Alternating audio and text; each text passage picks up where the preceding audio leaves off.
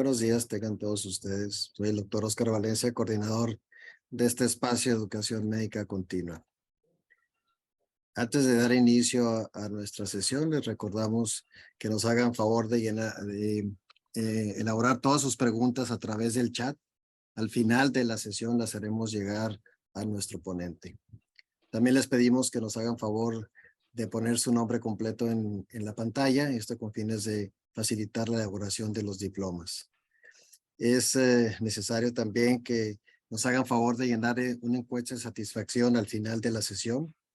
La liga para tal fin estará en el chat o bien la podrán tener acceso a él a través del código QR. Les recordamos que es indispensable la, eh, la elaboración de esta liga, de este chat, para poder tener sus constancias.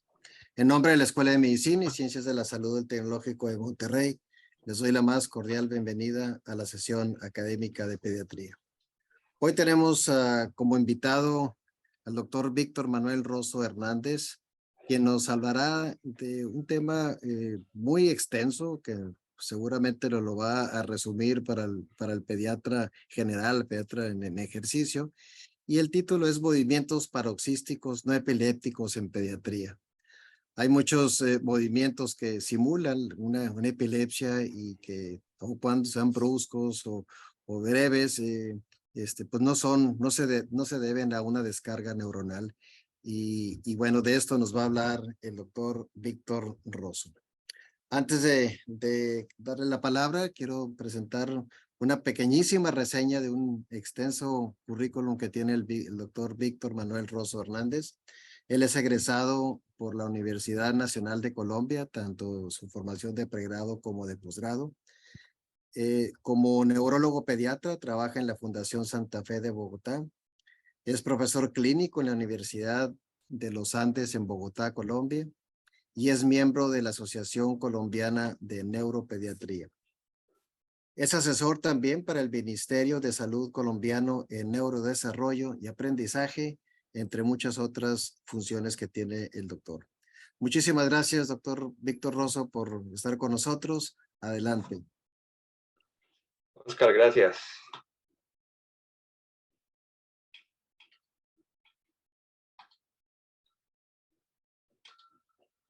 Por acá comparto pantalla. Me cuenta si la estamos viendo ya. Excelente. Listo.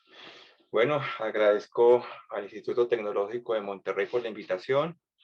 Y bueno, sin más preámbulos, empecemos. Declaro no tener ningún conflicto de interés para la presente charla y los objetivos que vamos a desarrollar para la presente charla van a ser los siguientes. Definir lo que son los paroxismos no epilépticos en pediatría, mostrar que hay un grupo grande de ellos que son benignos y que se relacionan con estados normales del neurodesarrollo. Hay que definir los diagnósticos diferenciales para cada uno de ellos como paroxismos no epilépticos, y hay que demostrar también algo muy importante, y es que a veces es más la explicación y la cercanía con los padres más que una neuroimagen, el abordaje adecuado para la intervención de estos trastornos, que pues, algunas veces no son trastornos, sino son más bien movimientos madurativos o transitorios de la infancia. El contenido que vamos a desarrollar, vamos a hablar de una introducción, generalidades, y vamos a dividirlos por estados: el neonato, el lactante y en la infancia, estados del ciclo vital. Y bueno, el neurodesarrollo es importante y hay que hablarlo desde la filogenia y la ontogenia para que podamos tener acá. Les presento a mi hija, mi chiquita. Cuando uno es padre, todo el tema de pediatría y para el caso mío de neuropediatría resulta un poco más claro. Resulta más claro porque se empieza a vivenciar el desarrollo de un niño en casa, un niño que empieza a tener una serie de necesidades sensoriales, de escuchar, de tener tacto, de tener relaciones con el espacio, y de esa forma misma empezar a desarrollar movimiento. Ese desarrollo de movimiento empieza en edades muy tempranas. El desarrollo embrionario, desde las 12 semanas hay movimiento, y ese movimiento aparece de experiencias sensoriales desde la 8ª semana, cuando empezamos a tener desarrollo de lo que es las relaciones de espacio en el interior del saco vitelino. Y si vamos a la filogenia, Encontramos también en las series, en los animales primitivos, movimiento, como acá en los celenterios, tenemos una medusa que pues muestra un movimiento y un movimiento que es muy organizado, muy simétrico. Y esa es la realidad del desarrollo. También quiero traerles acá este epígrafe para desarrollar la charla, y es que es importante disminuir nuestro sentimiento de certeza sobre lo que son las cosas. Eso va a aumentar nuestro grado de conocimiento para entender lo que pueden verdaderamente ser.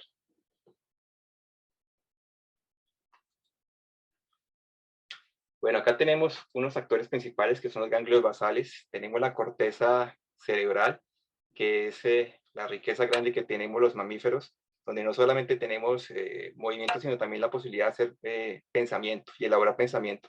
El pensamiento y el movimiento son importantes y vamos a encontrar en los movimientos transitorios de la infancia y en los paroxismos no epilépticos, eso precisamente, que hay una serie de situaciones que son tanto del neurodesarrollo como comportamentales en movimiento y en pensamiento, en donde está involucrada la corteza cerebral y los ganglios basales, con las vías de los movimientos piramidales, donde está la vía directa, donde el actor principal va a ser el estriado, y la vía indirecta, donde el actor principal va a ser el núcleo subtalámico, igual que en la hiperdirecta. La primera caracterizada por una acción netamente activadora y las dos últimas con acción inhibidora, tanto a nivel de movimiento como a nivel de comportamiento. Y también tenemos un órgano importante que es el cerebelo que nos va a permitir manejar como es piloto automático, que en últimas va a hacer que nuestros movimientos aprendidos podamos desarrollarlos con una certeza y una evolución única. En neonatos, pues vamos a encontrar una serie de experiencias como los reflejos primitivos, que también son movimientos y movimientos que filogenéticamente llevamos en nuestro acervo de miles de millones de años y que hacen que en solo 40 semanas de gestación, al momento de nacer, podamos tener unas respuestas motoras como la búsqueda, como el tónico asimétrico de nuca, como la prensión palmar, como el reflejo de Moro, como la marcha automática, un reflejo que es antiquísimo y que en los primeros homínidos que llegaban a tener una gestación hasta de 2 años, obviamente para evitar que fueran víctimas de animales que fueran a acabar con la especie, pues ya salíamos caminando y pues nos quedó como esa reserva en nuestra memoria genética de lo que es la marcha automática. En recién nacidos, hablamos más o menos de 6.66 por 10.000 nacidos vivos que tienen trastornos a nivel de movimientos anormales o paroxismos no epilépticos. Es más frecuente en el sexo masculino en relación 2:1. Y entrando en materia de los neonatos, encontramos esto, las mioclonias neonatales benignas. Estas son sacudidas o brincos. Una mioclonía se entiende como una estimulación de los músculos agonistas sobre los antagonistas que tiene una duración de unos 250 milisegundos. Y en las mioclonías neonatales vamos a encontrar que es más preciso la manifestación a nivel distal y a nivel de miembros superiores, pero podemos encontrarla también de tipo multifocal. También puede involucrar, no es lo típico, la cara, y cuando involucra la cara y lo encontramos de pronto con ojos abiertos y una mirada con un movimiento versivo hacia alguna lateralidad, derecha o izquierda, pues debe hacernos pensar en una crisis convulsiva. Generalmente aparecen en un día a 2 semanas y en el curso del tiempo van disminuyendo. Hacia los 3 meses se supone que empiezan a disminuir, pero hay casos en los que podemos encontrar niños de 1 año, incluso 3, que pueden tener mioclonías de este tipo. Se han descrito que son típicas de la fase de sueño no REM o sueño pasivo. Antiguamente lo llamamos así, hoy en día ya también en los recién nacidos hablamos de fases de ciclo de sueño REM y no REM. Pero acá indistintamente lo podemos encontrar en los dos, pero predomina en la fase de sueño no REM. Es raro, como les dije, encontrarlo por encima de los 3 meses y es típico poderlo encontrar en una serie de casos de pacientes que tienen epilepsia mioclónica temprana, específicamente relacionados con el canal del KNSQ2 y KNSQ3. Y veamos este video para entender lo que son las mioclonías como sacudidas o brincos. Queremos sacar el piecito y lo encontramos, el niño durmiendo, y encontramos la sacudida mioclónica o el brinco. En neonatos también podemos encontrar esto que son los temblores neonatales. Son movimientos oscilatorios que son rápidos, hasta de 200 Hz en un segundo, y pueden estar detonados por muchos estímulos externos, el tacto, ruidos fuertes.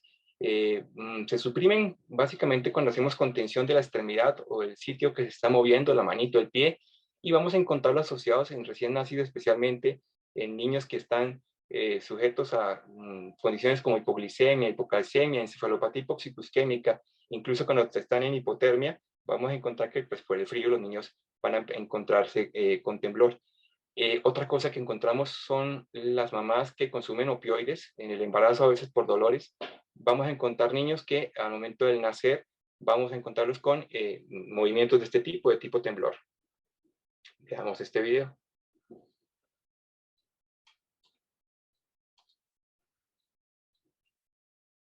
Pues acá vemos la manito. Encontramos ese movimiento que es oscilatorio, que es rápido. Como les dije, a veces puede llegar a ser hasta de 200 Hz y puede presentarse en salvas o incluso en formas muy recurrentes en el curso del día. La hiperplexia deriva de un griego, la raíz griega que significa salto exagerado. El salto exagerado no es más que una reacción de susto y vamos a encontrarlo como una presentación de herencia autosómica dominante y recesiva. Podemos encontrarlo también en condiciones metabólicas como la hiperglicemia no cetóxica, y es porque las mutaciones que más se han encontrado en relación con esta condición están relacionadas con la glicina, que es un neurotransmisor de tipo excitatorio a nivel de nuestro sistema nervioso central. Vamos a encontrar específicamente en tronco cerebral y a nivel de cordón espinal. Y vamos a ver que hoy en día se describen 4 genes, muchos de ellos relacionados con el transportador de glicina o con los canales, con el canal específicamente la subunidad alfa 1 del receptor o la beta 1 también se ha visto implicada en esto. Y son niños que presentan fenómenos de parpadeo, brinco, sobresalto, a veces movimientos de flexión y extensión de las extremidades, suponiendo lo que puede ser espasmos epilépticos, y ese es el diagnóstico diferencial, porque lo podemos encontrar también en encefalopatías epilépticas tempranas, de recién nacido. Como les decía, la hiperglicemia cetóxica es una condición relativamente prevalente y lo podemos encontrar en nuestro continente americano. La fisiopatología es una alteración a nivel de la inhibición de la excitación de estos canales a nivel del tronco cerebral y a nivel de tallos de la médula espinal. Lo encontramos desde recién nacido hasta los 2 años y el tratamiento básicamente se da con clonazepam. También se ha descrito el ácido valproico a dosis de 15 a 20 miligramos kilo como una alternativa para el tratamiento de esta condición, pero de la condición genética diferente a la metabólica, a la hiperglicemia cetóxica, donde muchas veces tenemos que dar el tratamiento específico con benzoato de sodio y antiepilépticos, como es el caso del levetiracetam. El principal riesgo que se tiene con esto es el riesgo para apneas, con la postura incluso que pueden encontrarse en niños mayores, con la sacudida misma, los niños pueden no tener respuestas defensivas o protectoras y pueden llegar a tener traumas craneoencefálicos. Acá vemos este chiquitín que ante la voz de un sonido fuerte del ambiente presenta estos sobresaltos. Y sí, pueden ser fácilmente confundidos con síndrome de West, y obviamente en etapa temprana, las encefalopatías epilépticas tempranas, donde está la Ohtahara, es importante poderlo definir con el uso de biotelemetría para hacer el diagnóstico diferencial del caso. También encontramos esto, el síndrome de Sandifer, entendido como una posición, en una postura en opistótenos, con extensión de todo el eje axial. Puede haber cabeceo, pueden haber ciertos movimientos a nivel de los ojos, con nistagmo, pero pues hay que diferenciarlo con lo que puede ser la mirada aversiva y poder también hacer diagnóstico diferencial con crisis convulsivas de este tipo. Generalmente está relacionado con reflujo gastroesofágico y hernias diatales. Vamos a encontrar una postura distónica, y es ahí donde tenemos también que diferenciarlo de condiciones como la distonía paroxística cervical, la tortícolis, y el tratamiento básicamente es médico y en ocasiones pues llevarlo a cirugía. Vemos a esta niña con una hiperextensión, obviamente en relación más con esofagitis. Acá tenemos más una postura en compensación por el dolor, más que una alteración a nivel del funcionamiento o la maduración gangliobasal. Entonces, podemos tener esto como una reacción comportamental. En lactantes, vamos a encontrar eso de mioplonía venido de la infancia. Encontramos el síndrome de Fehrman como una condición que en un principio también se vio en niños que tenían un desarrollo psicomotor normal, pero que presentaban movimientos que eran de tipo mioclónicos, algunos con flexión, extensión de extremidades, simulando lo que puede ser un síndrome de West, básicamente lo que son espasmos epilépticos, pero sin presentar retraso del desarrollo y arritmia. Así lo describió hacia 1977 el doctor Fehrman en Argentina. En este momento el doctor Caraballo viene haciendo una descripción de casos también allá en Argentina, donde pues ha dado claridad a este tipo de diagnóstico y obviamente el diferencial se hace con la videotelemetría, en la que se descarta que no estamos ante una mioclonía o una epilepsia mioclónica del lactante como diagnóstico diferencial. Veamos acá, a veces se dan en clústeres y en clústeres que incluso pueden darse ante la frustración, ante el sueño.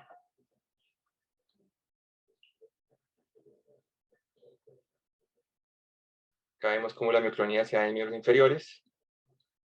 Pueden darse en superiores, pueden darse en el rostro, no es lo usual, pero si encontramos mioclonías en párpados, rostros con versiones oculares, es importante que descartemos más bien la posibilidad de epilepsia. Y si existen cambios a nivel de la coloración de la piel, cianosis central, pues es importante definir que no estemos más bien ante una epilepsia. Pero si encontramos un niño que hace esto con un desarrollo psicomotor normal, que además de eso no hay cianosis, no hay una taquicardia o una alteración de la conciencia, estamos más ante esta condición que netamente es madurativa y que tiende a desaparecer sobre la edad de 2 años de edad. Tenemos esto otro que son los movimientos o las crisis de estremecimiento, son movimientos de temblor fino. Algunos aducen que es como son unos eventos previos a desarrollar temblores de tipo rural, como el temblor esencial, y en estos niños vamos a encontrar cómo hay un temblor ligero en el mentón, en las manos, pueden hacer cierto movimiento como de trismos en su boquita, están alertas, no hay desconexión como tal, y tienden a desaparecer. Cuando hay casos muy serios, se tienden a tratar con propanolol y les va muy bien. Acá no podemos ver la carita, pero vamos a encontrar esto. Son movimientos de las manos que incluso se pueden llegar a confundir con estereotipias. Generalmente se da en momentos en los que el niño está centrando la atención o que hay frustración. Vamos a encontrar que ese movimiento iba a ser repetitivo, se puede presentar hasta en salvas de 50 o 100 veces en un día. En lactantes también encontramos el espasmo del sollozo, que pues vamos a encontrarlo en el llanto, con frustración, dolor, temor o enojo. Se van a presentar movimientos en el que va a haber una apnea, es decir, una parada respiratoria con cianosis o palidez. Los cianóticos van a estar más relacionados, o hay que descartar el compromiso cardíaco, el pálido está más relacionado a veces con situaciones netamente comportamentales. En el cianótico hay que descartar, ante todo, que no tengamos formas de anemia, talasemias. Entonces el estudio con cuadro hemático, ferritina, transferrina va a ser importante. El estudio electrocardiográfico para descartar alteraciones en el ritmo cardíaco va a ser importante. Y obviamente vamos a encontrar también alteraciones en el sueño. Cuando encontramos alteraciones en el sueño, en espasmo de sollozo, debemos descartar la posibilidad que no estemos ante una hipoventilación alveolar central. Hay casos serios en los que encontramos niños que hacen una y otra vez espasmos de sollozo y están relacionados con ese tipo de condición. Vamos a encontrarlo desde los 6 meses, pero hay casos que se describen en recién nacidos, y no es raro ver esto en recién nacidos, a veces en relación a canalopatías o historia, incluso a nivel familiar, de espasmos del sollozo. Y el pico máximo se da a los 2 años. Hay espasmos del sollozo incluso que se han descrito en personas adultas, hasta de 35 años, en una serie de artículos se han descrito estos. El diagnóstico diferencial debe estar teniendo en cuenta lo que son los atoramientos, el cuerpo extraño, las crisis epilépticas, algunas de ellas en relación a lo que pueden ser displasias corticales a nivel frontal, pueden llegar a provocar cuadros muy parecidos al espasmo del sollozo. Se ha relacionado con problemas comportamentales y problemas emocionales en un porcentaje considerable. Acá tenemos una imagen de un chiquitín con un clásico espasmo del sollozo.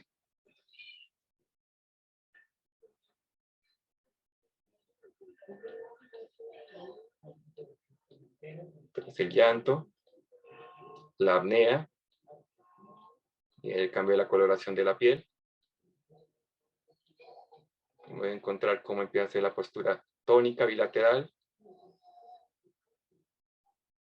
Y podemos encontrar que incluso en espasmo del sollozo el 20% de los casos pueden hacer crisis.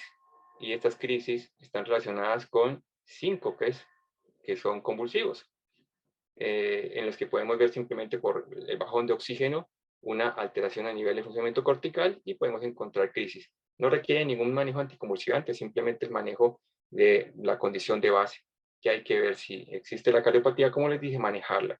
Y si es simplemente uno pálido, el pálido, pues hay que ver la parte comportamental o incluso a veces alteraciones a nivel del neurodesarrollo, como alteraciones de integración sensorial, que deben ser manejadas con el apoyo de la terapeuta ocupacional.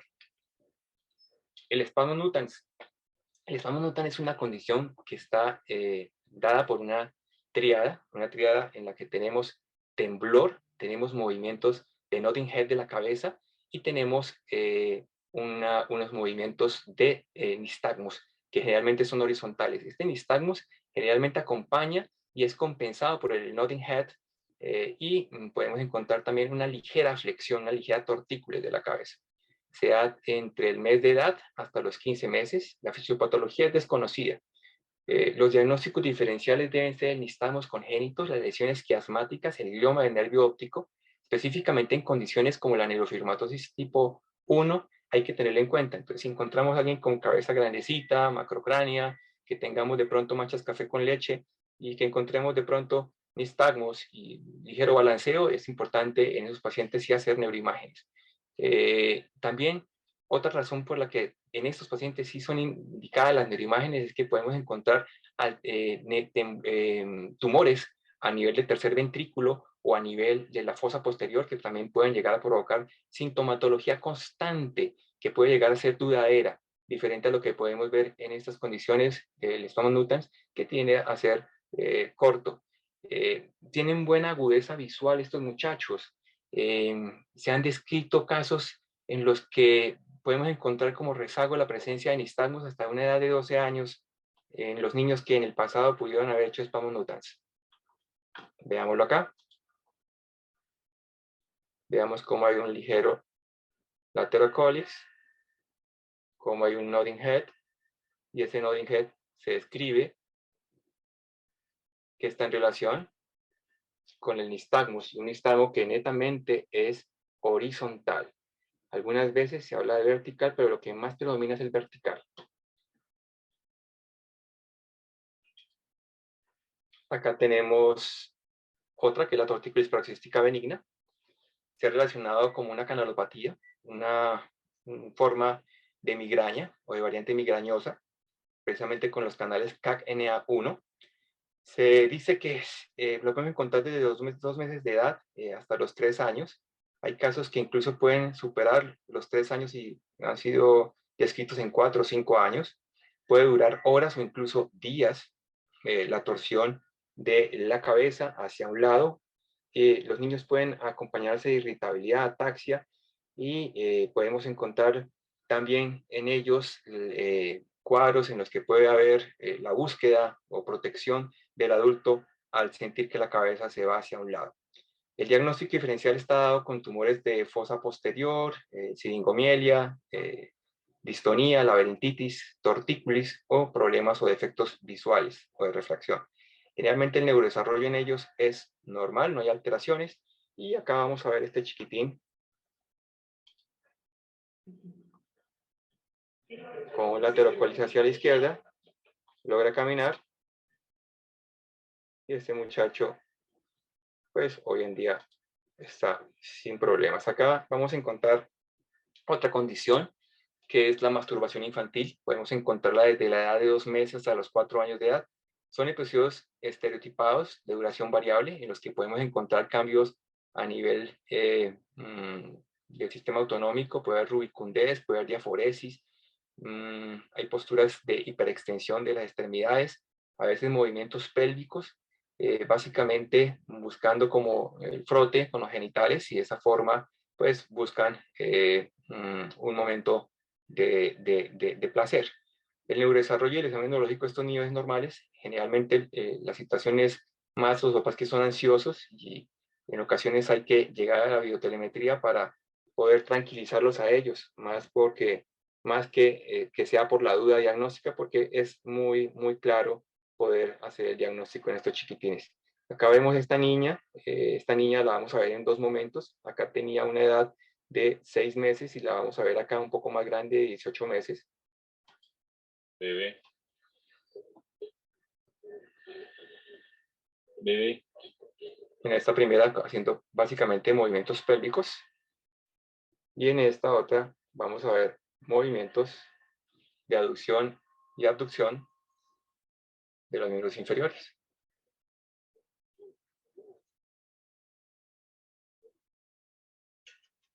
En ocasiones podemos ver que estos niños y niñas pueden llegar incluso al colegio y tener estimulación incluso con el pupitre.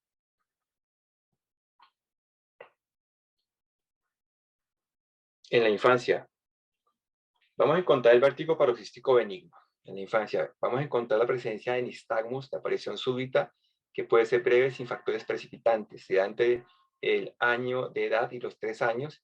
Y vamos a encontrar niños que hacen palidez, que son irritables, que se ven angustiados, que ante el evento pueden buscar protección, se aferran a sus padres, o si son más grandecitos, buscan aferrarse a la pierna de sus padres. Generalmente dura de 1 a varios minutos, y puede haber una frecuencia de 1 a 3 por mes. Generalmente se escribe como variante migrañosa, y pueden terminar haciendo migrañas de tipo romboencefálico. Hay que hacer un diagnóstico diferencial con condiciones como el ciclo de la urea, aminoacidopatías y alteraciones del metabolismo del piruvato como diagnósticos diferenciales. Generalmente a ellos les va muy bien el tratamiento con difenhidramina. Veamos acá.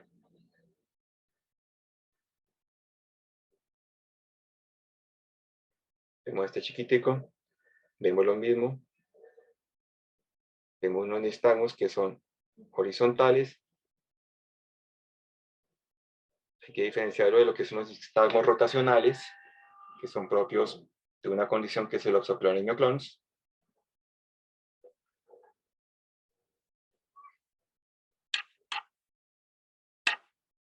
Vemos acá cómo se consuela.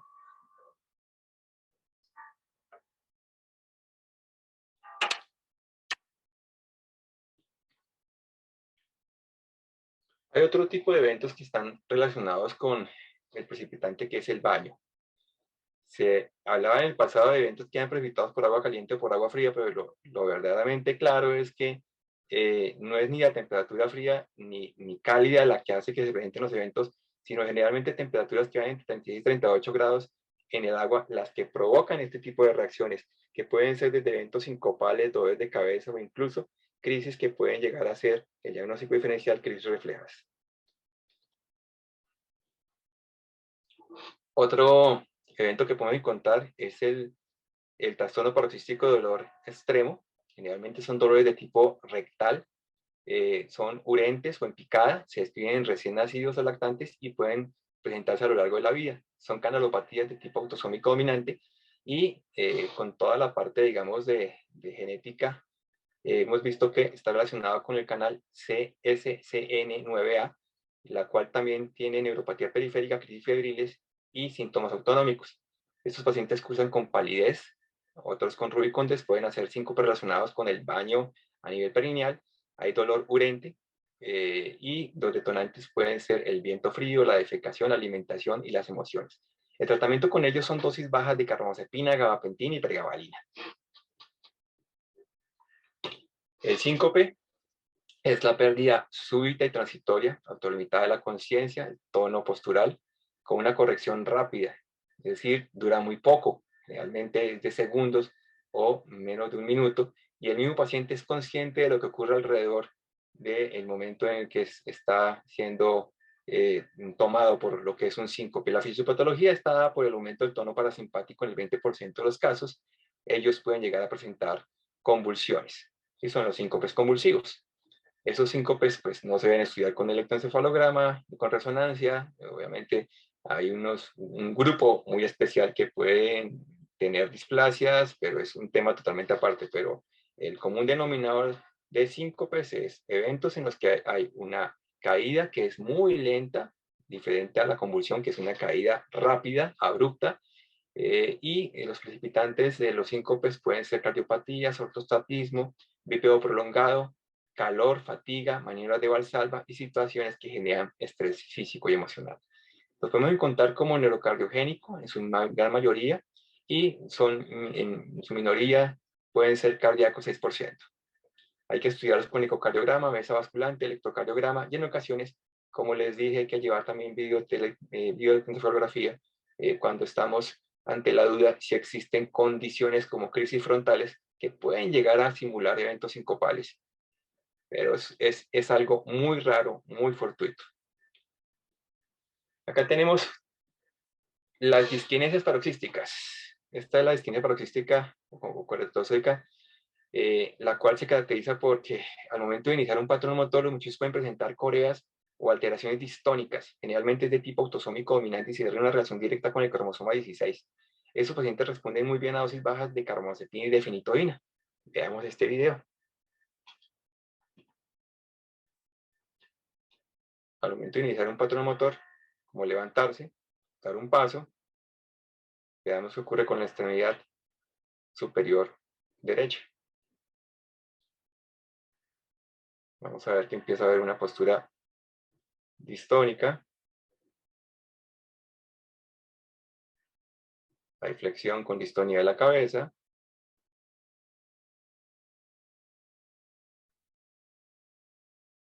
Y luego desaparece. Tenemos otras disquinesias que es, o correctosis que es no kinesogénica, es decir, no está relacionada con el movimiento. Estas generalmente se dan por estrés, por ingesta de café o alcohol. En días pasados conocí una mamá que pues tiene esta condición.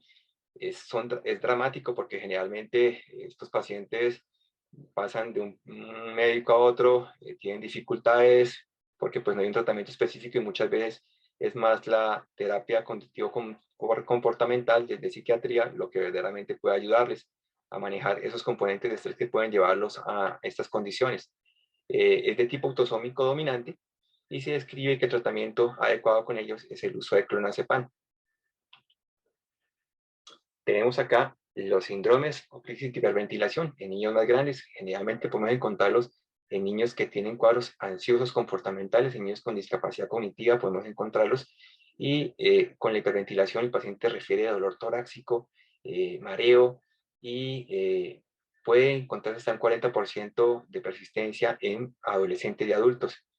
Las comorbilidades claras son colon irritable, cefalea, depresión, y el tratamiento a veces llega a ser farmacológico con inhibidores de recaptación de serotonina y el manejo psicoterapéutico por parte del psiquiatra. Veamos esta niña.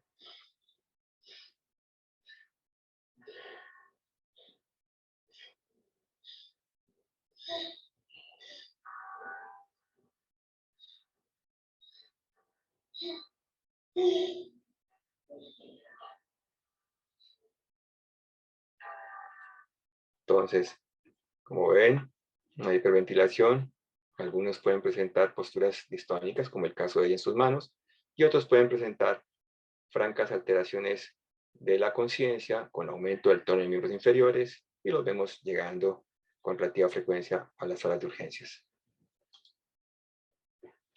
Tenemos estas otras que son las crisis psicógenas. Hoy las llamamos ansiedad con movimientos funcionales que parecen convulsiones.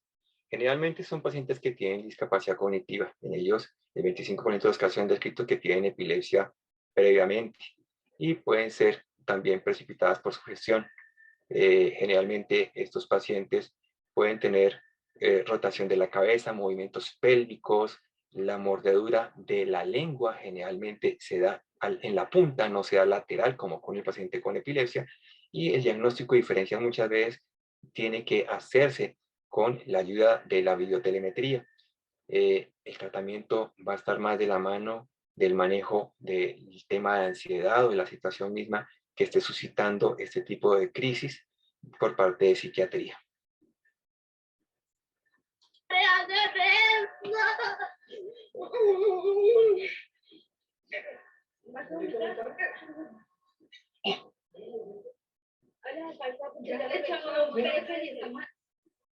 Entonces, vemos esto, movimientos pélvicos, pacientes muy agitados, en ocasiones dentro de la hiperventilación que los puede acompañar, entran en cuadros de hipersomnia y los movimientos pueden llegar a presentarse tenues como temblores o movimientos bruscos, muy bruscos, incluso donde pueden llegar a lanzar patadas, a lanzar puños.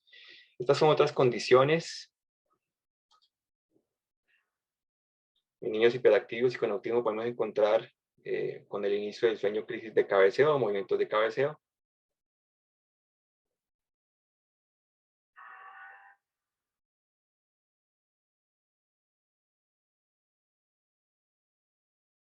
Son normales, no requieren estudio con imágenes diagnósticas. Podemos encontrar otros movimientos como el movimiento por tics y movimientos como este que es el nodding head. Samuel. Como ven, la cabeza puede estar haciendo el movimiento de aseveración de no, y con el llamado de atención los niños dejan de hacerlo.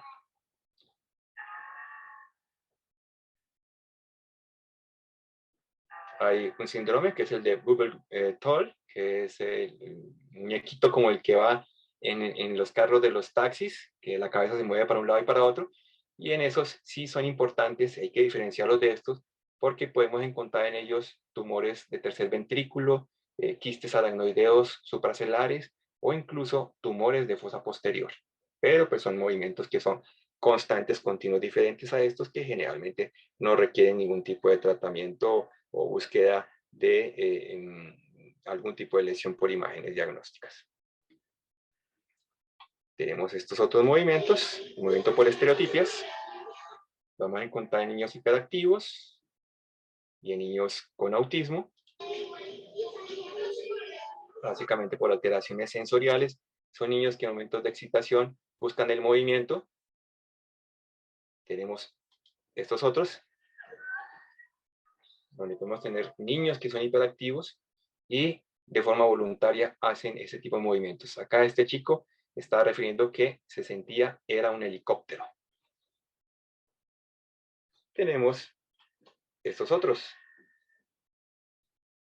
como los ataques de hipersomnia de los pacientes con narcolepsia, donde podemos encontrar caídas de cabeza que pueden simular o parecer crisis convulsivas, pero que verdaderamente están más en el contexto de situaciones como la narcolepsia. Bueno, conclusiones para llevar a casa. Los paroxismos epilépticos en pediatría son benignos en su mayoría. Algunos se relacionan con estados normales del desarrollo. Los paroxismos epilépticos en niños son una simple manifestación de un sistema nervioso central inmaduro. Se relacionan con muchos de los reflejos neonatales y desaparecen con la sinaptogénesis y mielinización. Otros son el resultado de condiciones psicógenas, orgánicas o trastornos del metabolismo. Los paroxismos epilépticos en su mayoría corresponden con movimientos transitorios de la niñez o la infancia. Hoy en día los llamamos movimientos madurativos o transitorios de la infancia. Otros los llaman transicionales. Los diagnósticos diferenciales con frecuencia van a ser la epilepsia, distonía, errores innatos del metabolismo, los cuales se diferencian de estos porque son persistentes y no paroxísticos. Y El correcto diagnóstico y la debida explicación a los padres deben disminuir la necesidad de exámenes adicionales. Cierro por acá con este otro epígrafe. Los padres son los mejores modelos a seguir para los niños. Cada palabra, cada movimiento y acción tiene un efecto en nuestros chicos. Entonces es importante que nos cuidemos con nuestras palabras, con nuestros movimientos, porque estamos creando personitas para el futuro. Muchas gracias. Muchísimas gracias, doctor Víctor Rosso, por esta extraordinaria revisión de algunos de los movimientos paroxísticos, porque seguramente hay muchos más que se nos confunden en pediatría, pero nos has resaltado lo más frecuente, lo que en la consulta pudiéramos ver y tomar decisiones de cuándo referir y cuándo tomar imagen y cuándo pedir un electro. Y eso creo que es de las cosas más difíciles y poder también dar esa tranquilidad a los padres. Con algunas de ellas, como los mioclonos neonatales o los temblores finos, ¿cuándo hacer una imagen o cuándo hacer un electro o simplemente cuándo esperar para que lo vea el neurólogo? Porque lo más fácil es decir, bueno, que te vea neurología y se acabó. Pero mientras tanto tenemos que darle esa tranquilidad a los papás.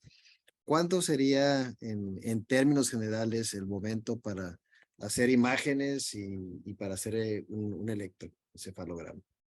En micronías neonatales, lo cierto es que si se da en sueño y se dan a nivel distal, como les decía, en miembros inferiores, en su predominio, pues no nos debe preocupar. Nos preocupa si la mioclonía que sean estereotipadas, las mioclonías que se acompañen francamente a alteración de conciencia, que tengan cambios a nivel de la oxigenación del paciente. Y como les dije, la cara es una manifestación muy grande. Si el rostro muestra que hay mioclonía, si el rostro muestra una versión, es importante hacer un estudio con telemetría. Si es un recién nacido, como les decía, podemos encontrar crisis neonatales de tipo benigno, como las neonatales benignas familiares, que son las que con mayor frecuencia pueden encontrar este tipo de mioclonías. Y acá aparece algo, mi querido doctor Oscar, y es que es una condición que tiene epilepsia y tiene mioclonías neonatales benignas. Entonces, muchas veces en los niños que tienen mioclonías hay que hacer la telemetría sine qua non para poder llegar al diagnóstico por, digamos, por exclusión de que estamos ante un mioclonus neonatal benigno. En cuanto a los temblores, pues, digamos, muchas veces están sujetos más a estados de estrés, a consumo de pronto en niños ya adolescentes de alcohol, algunos consumen de pronto en la adolescencia bebidas energetizantes y lo vamos a encontrar con temblores. Generalmente el temblor de estos chicos se da en la mano dominante, ¿sí? Entonces, también hay que tener en cuenta eso. Un temblor como tal, pues obviamente siempre hay que relacionarlo con una alteración del núcleo subtalámico más que otra cosa, y están los temblores rurales, que son el temblor esencial, que pues obviamente lo encontramos y este tipo heredofamiliar. Estos pues no requieren de estudios ni de resonancia ni estudios de telemetría. Bien, muchas gracias. Otra de las preguntas es, cuando vemos componente familiar, por ejemplo, el papá hace el mismo movimiento de mandíbula tipo trismus, ¿está indicado estudios genéticos y referirlo al neurólogo? Hay una cosa y es que el movimiento de tipo trismo hay que verlo en qué contexto se da, ¿sí? Porque puede ser que estemos ante una hipocalcemia, que estemos ante un trastorno electrolítico, o podemos estar sí, ante el inicio de una distonía, ¿sí? Entonces yo pienso que esos paroxismos sí es importante que pasen también por el neurólogo porque la verdad implican un abanico de posibilidades, desde lo benigno hasta algo más trascendental. Bien. Otra de las preguntas es, en los casos de onanismo, en donde, bueno, hay que darle alguna explicación a los papás y también cuál es el manejo. A ver, el manejo primero es contarle a los papás cuál es la situación y mostrarles cómo el niño en ese momento está con la estimulación generando un momento de placer porque llega al orgasmo mismo, ¿sí? Cuando uno les explica y les muestra que distrayendo al niño deja de hacerlo, ellos van a tranquilizarse, ¿sí? A veces unos son muy ansiosos, demasiado ansiosos, y toca llevar a la telemetría para mostrarles no solamente con el hecho de la distracción, sino también con la telemetría que definitivamente no corresponde a un fenómeno epiléptico. Estos trastornos tienden a desaparecer en la medida en que van creciendo los niños, en la medida en que aparece la conciencia y aparece el concepto de lo que es la vergüenza y es el dejarme ver de otros, ¿sí? Entonces muchas veces puede ser que incluso hay niños con déficit de atención con hiperactividad que llegan al salón de clase y encuentran dentro de su hiperactividad la misma masturbación como una condición dentro de su hiperactividad. Pero pues obviamente hay que explicarlo a los profesores porque muchas veces tienden también como a satanizarlos, si me permiten el término, y es importante aclararle a unos y a otros que en la medida en que vamos creciendo, pues va a desaparecer en el sentido del ambiente social, porque pues vamos a encontrarlo nuevamente en la adolescencia, con otro pico grande, pero pues obviamente de una forma más pudorosa. Bien, porque muchos padres, bien lo expresaste, está esa angustia y al momento de decirles esto se va a quitar y eso es un momento transitorio, pero ya el niño va al colegio y ahí es donde dicen, no puedo mandarlo al colegio y que esté pasando esta situación. ¿Qué le dirías para otra vez volver a tranquilizar a esos padres? A los padres y a los profesores, porque también Sí, toca hacer un trabajo muy grande con tienes los razón. profesores, porque los profesores, como les decía, satanizan esto y los niños ven y los niños les cuentan a los papás. Y no son los niños los que ven con malos ojos al compañero, son los papás de los niños los que le dicen finalmente no te juntes con este niño, ¿sí? Este niño es mala influencia, a este niño lo deben estar abusando y muchas veces no es así. Simplemente es una situación de una experiencia. Miren la niña que les mostré, lo hacía a la edad de 6 meses y a los 18 meses lo seguía haciendo, bajo otro patrón, pero lo seguía haciendo. Bien. Otra de las preguntas es si existe una mayor frecuencia de movimientos estereotipados en pacientes con hipotonía neonatal benigna. Movimientos estereotipados en hipotonía neonatal benigna. Sí. Pues en hipotonía neonatal, digamos que lo que podemos encontrar, si yo encuentro hipotonía neonatal y encuentro temblores, pues hay que descartar que no estemos ante un compromiso del nervio periférico, ¿sí? Entonces, hay que tener mucha cautela con lo que es hipotonía y la presencia de movimientos porque puede haber escondida desde una neuropatía hasta una neuronopatía, básicamente hablando de lo que puede ser el AME, la atrofia muscular espinal, donde podemos encontrar hipotonía congénita y podemos encontrar temblores o ligeras fasciculaciones a nivel de lengua. Bien.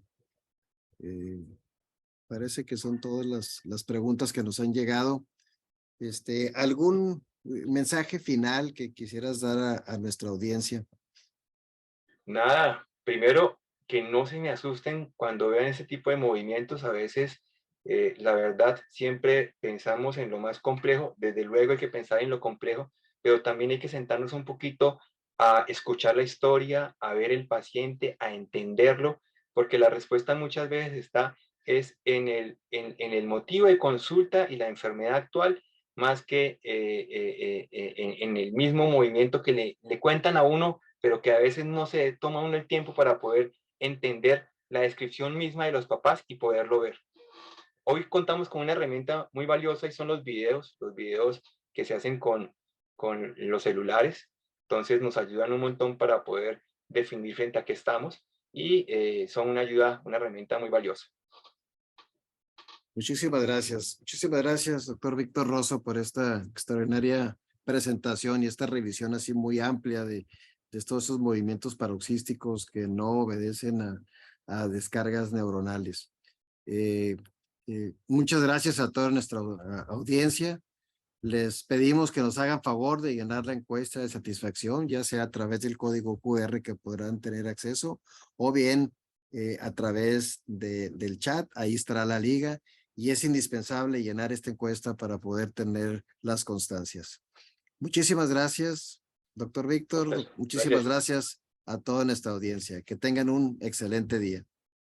Chao, que estén muy bien. Gracias. Igual.